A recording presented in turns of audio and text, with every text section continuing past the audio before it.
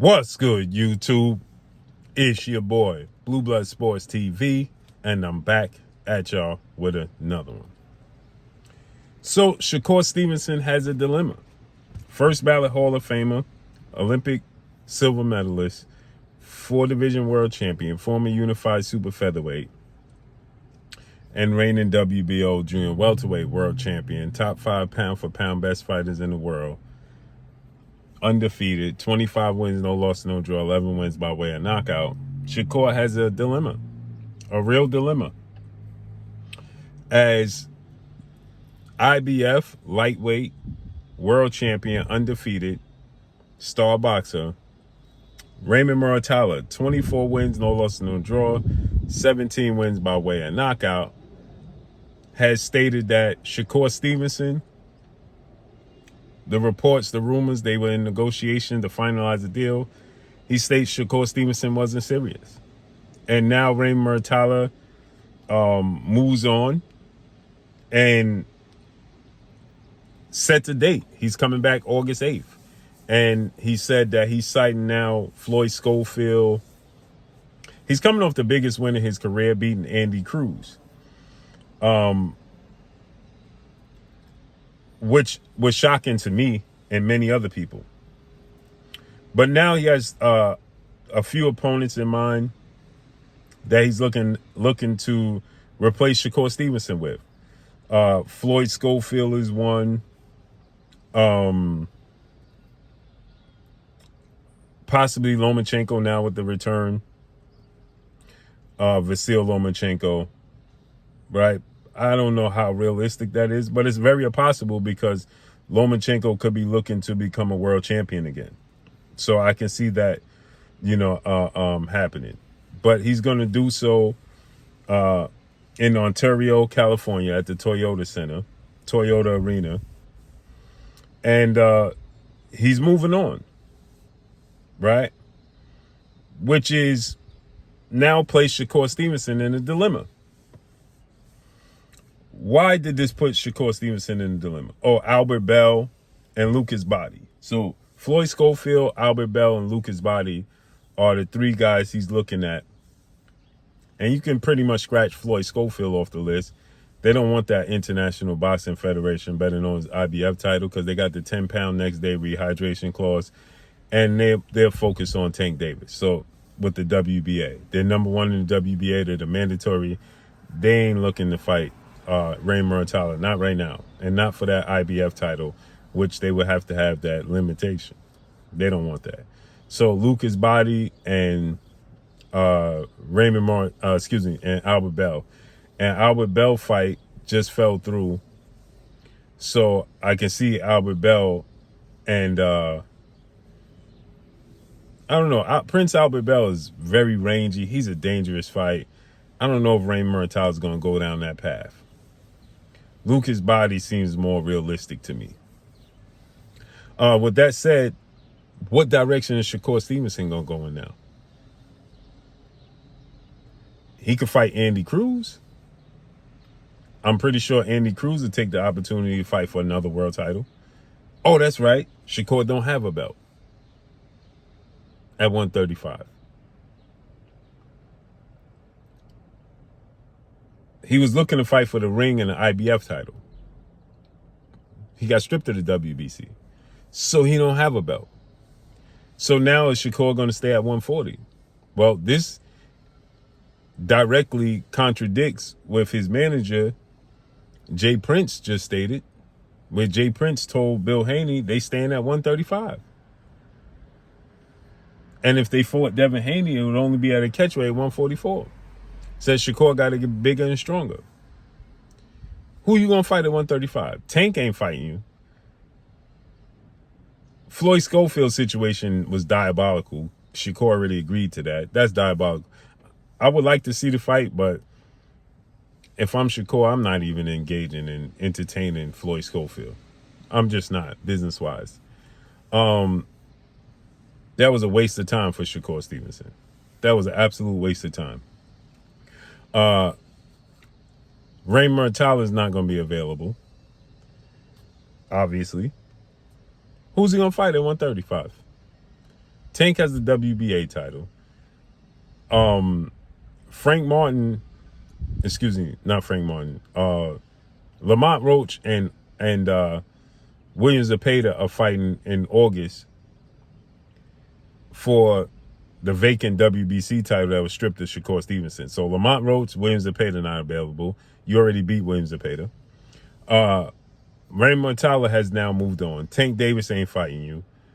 Floyd Schofield's situation is diabolical.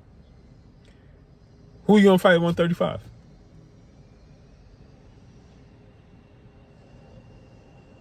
Who's he gonna fight?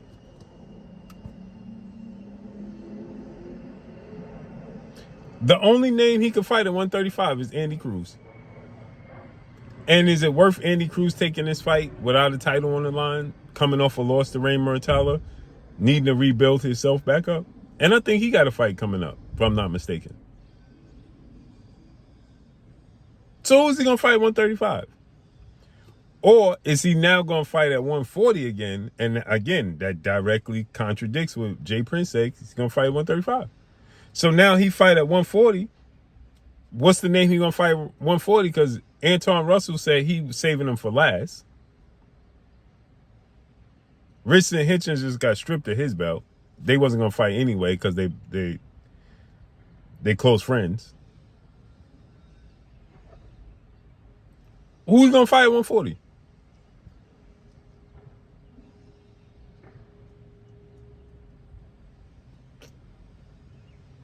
What's going to be the results? How's this going to play out? I'm interested to know. It's crazy work.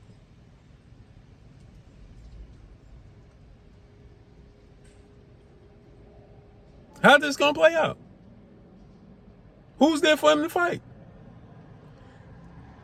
And the reason I'm asking this question is because he's steadily telling the world he is the absolute best in the world. You can't be the best in the world. You can tell us all you want to. When you don't fight the best, nobody cares what you say. You got to prove it. Do you have the potential to be the best? Yes. Are you the best? No. So who are you going to fight to prove to the world you are the best fighter in the world?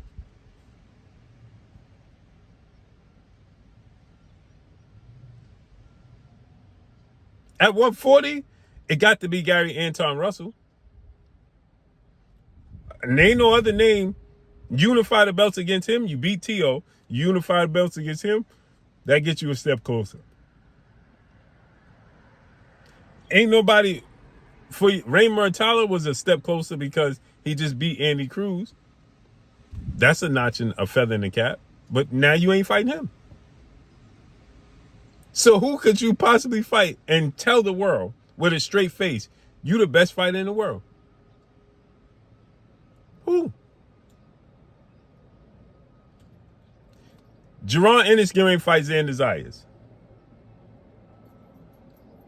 Devin Haney could be on the verge of rematching Ryan Garcia or having another big fight. Inoue getting ready to fight Bam Rodriguez. Usyk talking about trilogy with Tyson Fury. Possibly. They get ready to fight the kickboxer, but trilogy. Right? David Benavidez about to fight possibly Dmitry Bivol or Beterbiev in his next fight, coming off a Zerto win. Take this into consideration. Inoue is coming off the biggest win in his career against Nakatani. Devin Haney is coming off of a massive win and a world title opportunity against Brian Norman, the highlight reel knockouts after everybody written him off. And he's going to fight a big fight. Inoue is going to fight Bam Rodriguez, more than likely. Alexander Usyk already solidified himself. Need I say any more?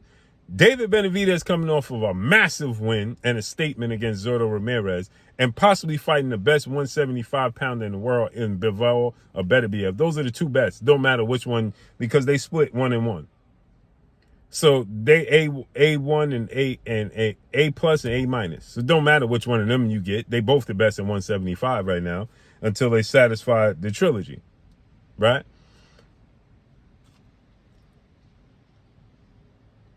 So How you the best in the world?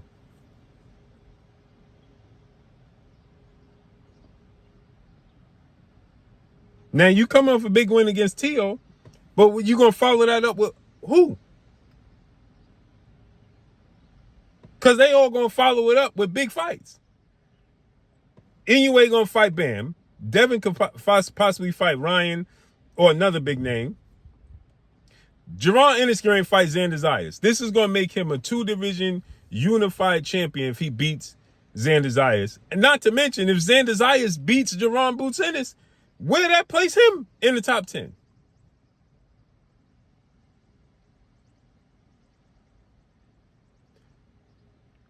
Who can you fight that say you are deserving to be top 5? Still.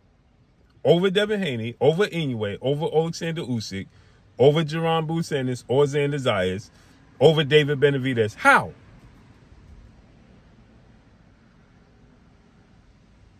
This is why I said you don't want to fight Keyshawn. There's no way possible. I don't care how much projecting we say. He's projected to be the best in the, and you can't be the best in the world if you don't fight the best.